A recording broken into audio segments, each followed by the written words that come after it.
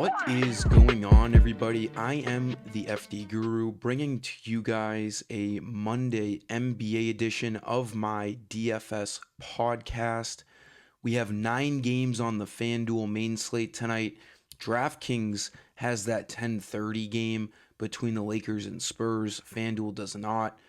We have a 5-game after-hour slate as well. Maybe the biggest after-hour slate of the year. There's usually 2 or 3 games. We get 5 tonight. I'll be posting on my Dub Club for that slate later on. Good amount of value. Actually, a great amount of cheap value tonight. There's a clear-cut spend up with Jokic, but he's technically questionable, which makes things a little confusing because they're in the 10 o'clock Eastern game, but we'll talk about that. I'm doing a free Guru credit code in this video, as I tweeted earlier. So just give this video a like, subscribe. I'll give you that code after the first couple of my plays.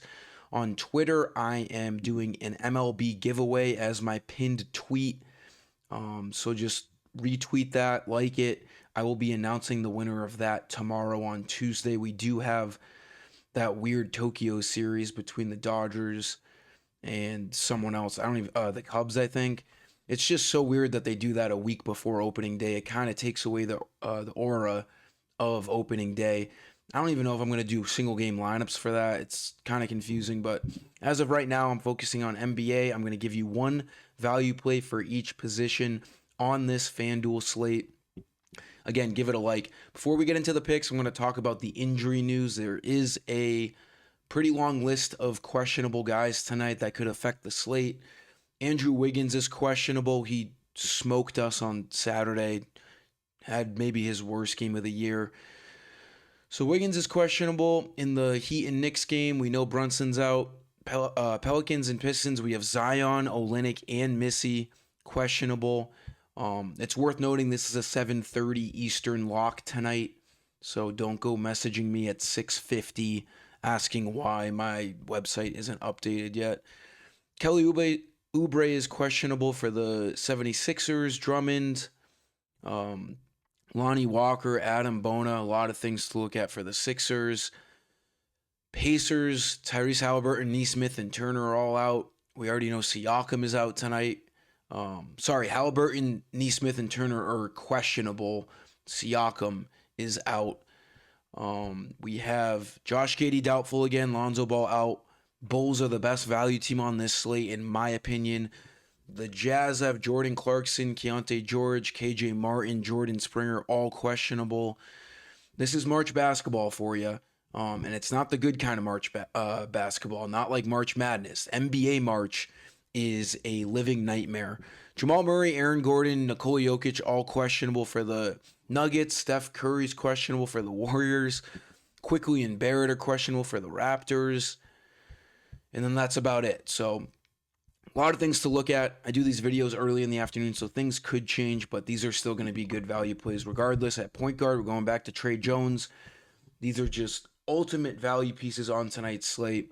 The matchup couldn't be any better against the Jazz. It's a 6-point spread, a 242 over-under, and these guys have had a few games with no Josh Giddey, and the prices are not going up. 6,300 for Trey Jones. He's going to play 33 to 36 minutes.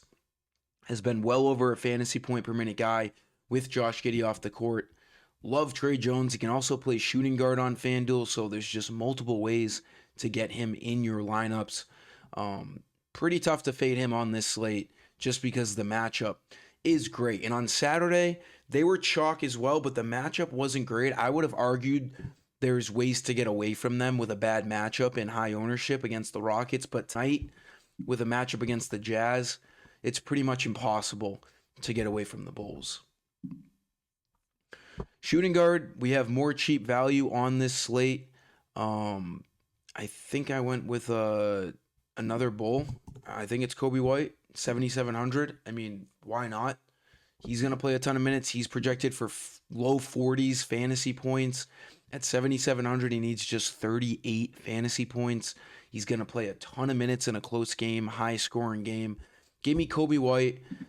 And then not to get crazy, but, I mean, we're probably going to want at least 3, maybe 4 Bulls on our lineups tonight. Kevin Huerter as well. He's going to start. Didn't have a good game against the Rockets, but what's more important is that he played 33 minutes. because they're so shorthanded with no Giddy and no Ball. Give me Herder again at 5K, projected for 28 fantasy points. He only needs 25. He looks great as well. All three of these bulls, very tough to get away from on this slate tonight. For my Guru credit code, go to my website, fd-guru.com. MLB memberships are officially live on my website to purchase. Again, it's going to be hybrid and GPP only this year. If you want early bird deals to get big discounts, you can message me and ask for more details on that. They will be live until opening day. Go to my shop page. This is where you buy all your usual Guru credits. The Guru credits get you lineups for FanDuel and DraftKings on my website today. As usual, is the date Mar for March 17, NBA 25 for the year. You'll get 15 free Guru credits. Mar 17, NBA 25, all capital letters. Again, just like this video and subscribe for future videos.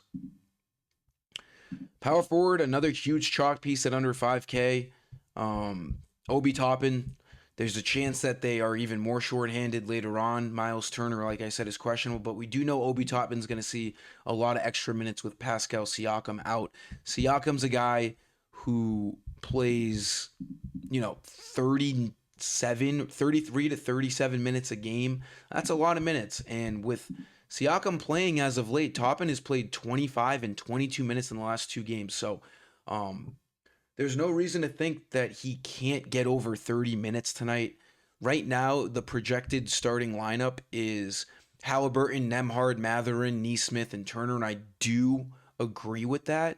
But we do have three of those five guys questionable. But if they all play, Toppin would probably come off the bench, and I would still love him at 4,400.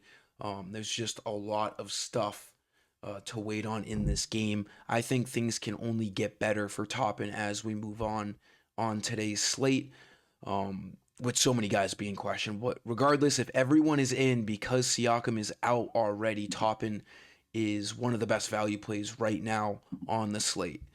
And then for center, I think we need to spend up on Jokic, and this gets really dicey because he's a 10 o'clock start.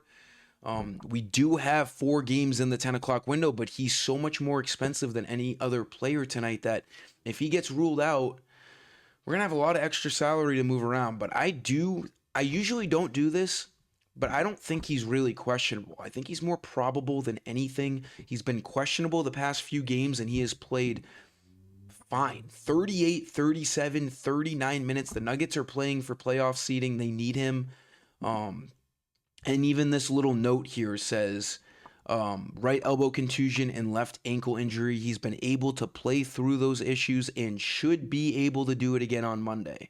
You don't usually see that in questionable tag notes. So it seems like, the reporting feels like it's closer to probable than questionable. But technically speaking, he is questionable. I think he's going to play tonight, and I'm only fighting through this, questionable thing is because he's such a good play tonight at 12-9 on the road against the Warriors. 4-point spread, 236 over under.